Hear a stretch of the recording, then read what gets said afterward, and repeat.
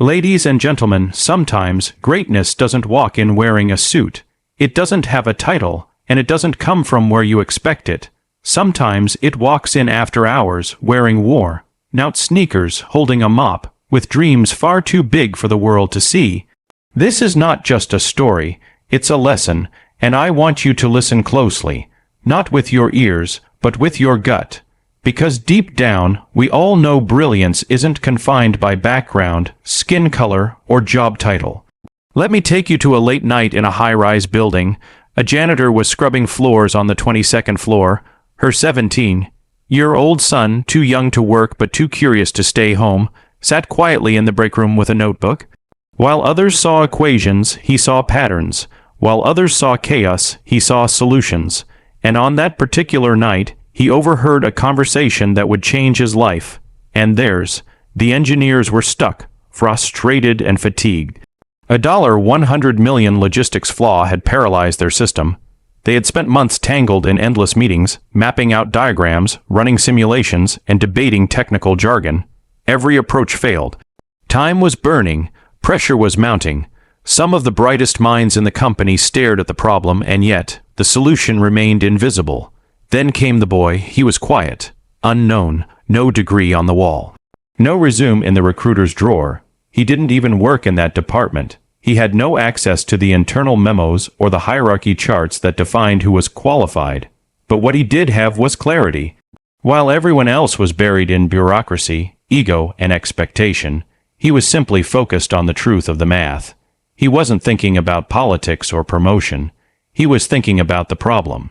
He walked up slowly, holding nothing but a notebook. No slideshow, no credentials, just raw insight. On that page, he had scribbled a pattern, a strange yet elegant alignment of variables. Most would have dismissed him. But one engineer looked up. She waved him over. He explained it in under a minute, 45 seconds to be exact. In that brief window, he shattered months of mental gridlock. His idea exposed a flaw so subtle and so buried, it had hidden in plain sight.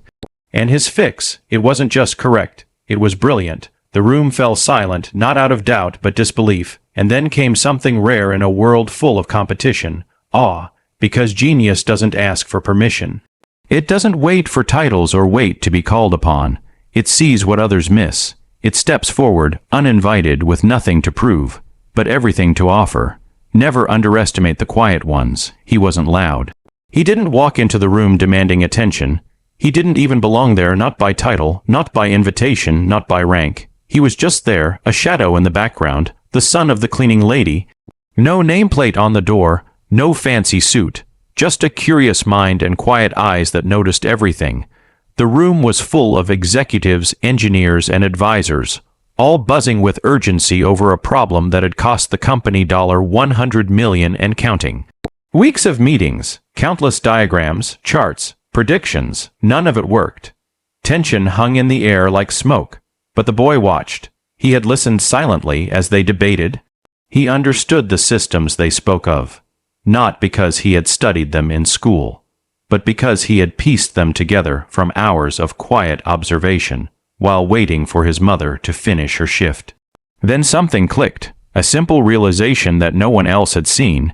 He took a piece of paper, scribbled, walked up to the glass board and held it up. Silence. The CEO turned, not because the kid had authority, but because truth doesn't care who speaks it. They studied what he had written. Then it happened. Shoulders dropped, eyes widened, jaws slackened. He had solved it, and in that moment everything shifted.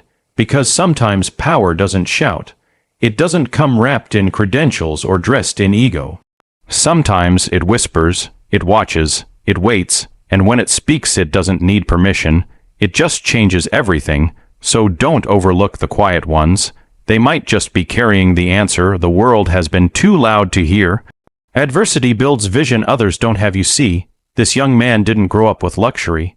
He didn't know the comfort of options or the convenience of safety nets. He grew up where every decision mattered, where one mistake could mean hunger, where one opportunity missed might never come again. While others were playing or planning futures built on inheritance, he was studying the cracks in the system that left people like him behind. Not in a classroom, but in life. He learned to think not as a student, but as a survivor. And that changes everything.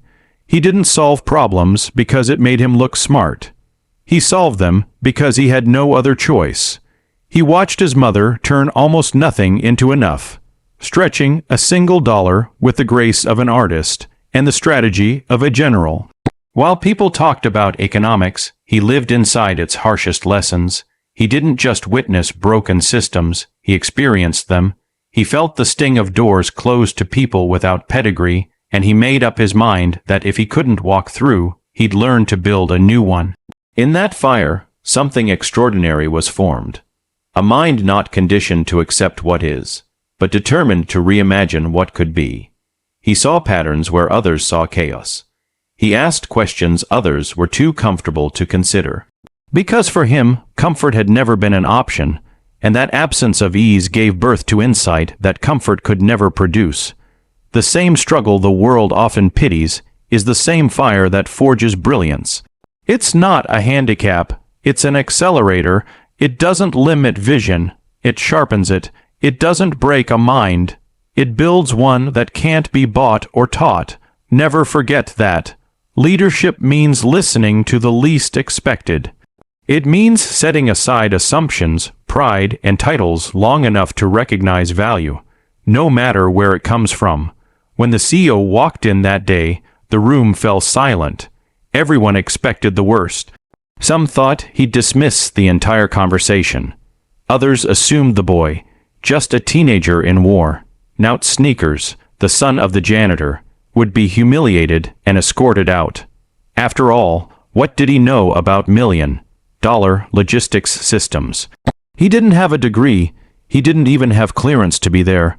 What he had was something far more rare, clarity and courage. The CEO, instead of reacting with disbelief or arrogance, asked a simple question, "Can you show me again?" And that changed everything.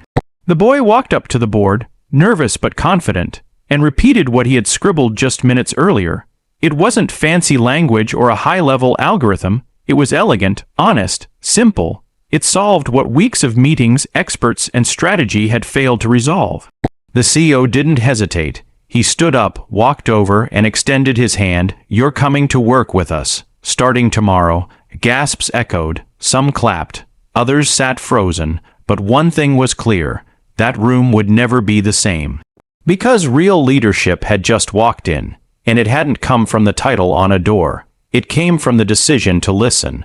A true leader doesn't measure solutions by resume or rank.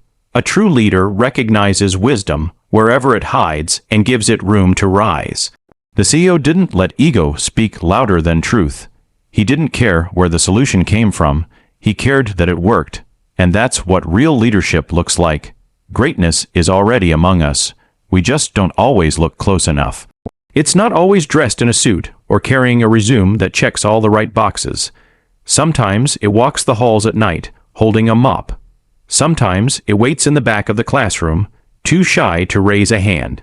There are thousands, millions, of sons and daughters of cleaners, mechanics, waitresses, and construction workers, hidden in the margins, unseen by the spotlight, but they're watching. They're absorbing everything, not just facts, but life. They learn from broken systems, from tight budgets, from days that don't give second chances. They solve problems not out of luxury, but out of necessity. And sometimes, necessity builds minds sharper than any textbook ever could. The real question isn't whether greatness exists in unexpected places. The question is whether we have the vision to see it before the world does. Will we look beyond job titles, GPAs, and polished interviews? Will we notice the brilliance scribbled on a napkin, the logic behind a quiet voice, or the innovation behind a question no one else thought to ask? Or will we let it pass us by? Let it leave the building every night, wearing a uniform we ignore?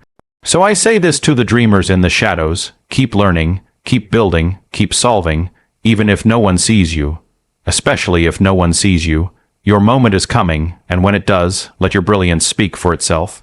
And to the rest of us, look deeper. Open your eyes, not just your job descriptions, because genius doesn't wait for permission. It doesn't wear a badge or need a title. It only needs one thing: a moment. And when that moment arrives, you'd better be ready to recognize it before it slips quietly back into the shadows.